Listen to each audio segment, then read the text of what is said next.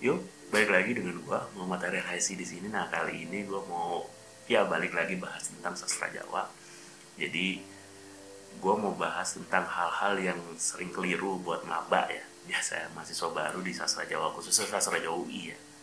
Karena gua pernah kuliah di sana, dari beberapa kesalahan maba yang akhirnya bisa menghambat kuliahnya ke depan. Nah, pertama itu adalah menganggap remeh setiap mata kuliah, khususnya mata kuliah penguasaan bahasa. Nah, ini sering banget gue temukan dari zaman gue kuliah dulu dan juga ya mungkin sekarang, ketika ada mahasiswa-mahasiswa yang berasal dari daerah, khususnya daerah Jawa. Mereka merasa bisa penguasaan bahasanya oke karena biasa sehari-hari berbicara dalam bahasa Jawa. Satu hal yang gue garis bawahi adalah ketika lo kuliah di sastra Jawa, khususnya sastra Jawa UI ya, itu jangan beranggapan karena lo orang Jawa, lo bisa bahasa Jawa, lo udah pasti bisa. Enggak. Karena di kuliah itu lo belajar yang namanya ragam bahasa, ngoko, madyo, sama kromo. Nah, lo oke lah, ngoko mungkin jago, madyo, kromo belum tentu semuanya bisa. Ada beberapa teman gue yang memang asli Jawa, malah mereka agak kesulitan ketika mempelajari dua tingkatan itu. Madyo sama kromo itu mereka agak kesulitan, tapi bukan berarti mereka nggak bisa, cuma ya tidak terbiasa karena biasanya ngomong ngoko gitu kan. Ya, ini sering terjadi. Jadi ketika ada yang ngerasa orang Jawa dan berbahasa Jawa sehari-hari terus meremehkan, hati-hati, bisa jadi lo kena hajar di nilai lo gitu. Jadi kalau lo mau masuk sastra Jawa khususnya di UI, ya belajar yang benar. Walaupun orang Jawa, penguasaan bahasa Jawa harus lo kuasai banget ya. Nah, kesalahan kedua nih yang sering gue temukan dari zaman gue sampai sekarang ini buat mahasiswa sastra Jawa itu adalah tidak memiliki kamus, Pak. Aduh, jadi di sastra Jawa, buat informasi aja, itu lo mempunyai beberapa jenis kamus. Jadi pertama itu ada kamus bahasa Jawa, kamus bahasa Sanskerta, kamus bahasa Jawa kuno. Dan terkadang beberapa kuliah juga lo membutuhkan kamus bahasa Sunda sama kamus Bali mungkin ya. Tapi ini mata kuliah pilihan, setahu gue nih, bahasa Bali sama bahasa Sunda. Nah, poinnya adalah mata kuliah di sastra Jawa itu sangat membutuhkan kamus buat lo ngerjain tugas atau lo mempelajarinya gitu. Bahasa Jawa aja itu ada dua kamus yang digunakan setahu gue, Prawiro Atmojo sama Purwodarminto. Nah, itu dua kamus. Terus Jawa kuno juga sama, itu ada Zoetmulder, satu lagi gue lupa apa, itu dua kamus juga. Sanskerta kalau nggak salah satu kamus yang tipis itu, tapi gue punya yang tebel, hilang dari.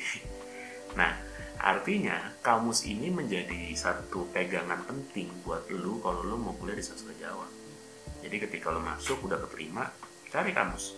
Jadi lu siapin di pinggir kanan kiri lu di komputer gitu, samping komputer. Jadi ketika ditanya sama dosen via online, jadi lu tinggal buka kebetan gitu. Nah, yang gue garis bawahi lagi, jangan mengandalkan kamus online, walaupun itu mudah ya. Dan gue apresiasi buat yang membuat kamus online. Cuma untuk saat ini jangan hanya mengandalkan kamus online. Lo juga harus punya kamus yang buku itu, yang Purwodarminto sama Prawiro Atmojo, buat pegangan aja gitu, buat pegangan. Karena apa ya? Karena menurut gue kamus bahasa Jawa online itu perlu disempurnakan lagi. Jadi jangan terlalu mengandalkan itu. Tetap lo harus punya kamus-kamus cetak ya.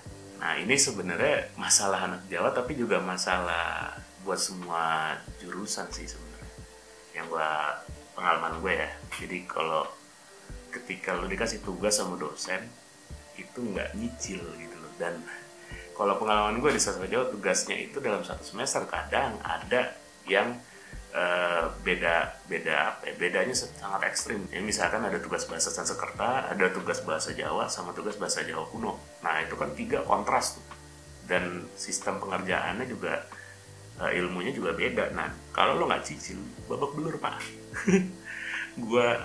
Bener deh, gue dulu kayak gitu soalnya. Gue nggak ngecicil tugas, jadi gue dan ntar tau numpuk yang susah-susah semua gitu kan. Mampus gue.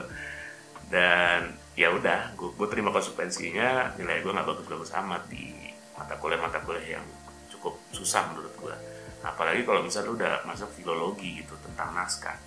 Kalau lo nggak nyicil, kelar lo. Itu benar-benar harus nyicil kalau filologi tugasnya. Menurut gue ya, ini menurut gue, karena gue agak kesulitan ngerjain tugas-tugas filologi sebenarnya sama linguistik. Kalau linguistik sebenarnya tinggal lo menemukan buku referensi yang tepat, lo bisa ngerjainnya cepat. Tapi kalau filologi ataupun ya bahasa itu, menurut gue itu harus dicicil. Apalagi kalau filologi naskah ya. Gue nggak tahu sekarang sistemnya seperti apa, tapi zaman gue ketika lo harus baca naskah ya harus ke ruang naskah di perpustakaan. Jadi nggak bisa dientar-entarin. Jadi lo kalau bisa selesai duluan yang itu.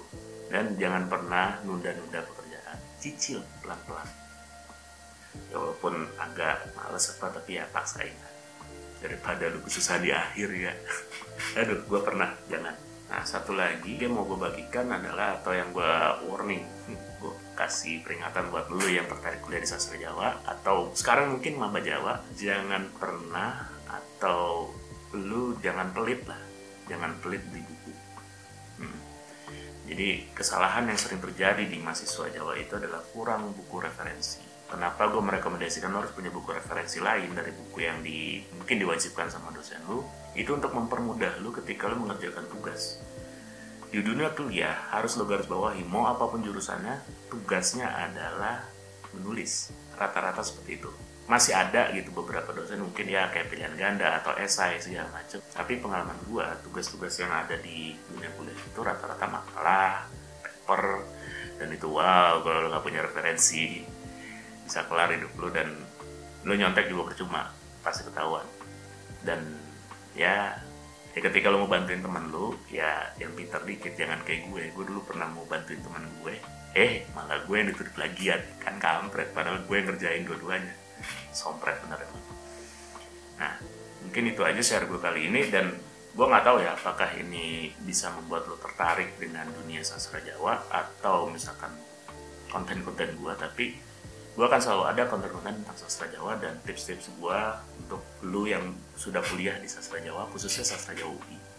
Apalagi lo yang kayak gue yang tidak punya basic bahasa Jawa ataupun suku Jawa, kuliah di sastra Jawa itu sangat tantangan gitu, sangat gitu.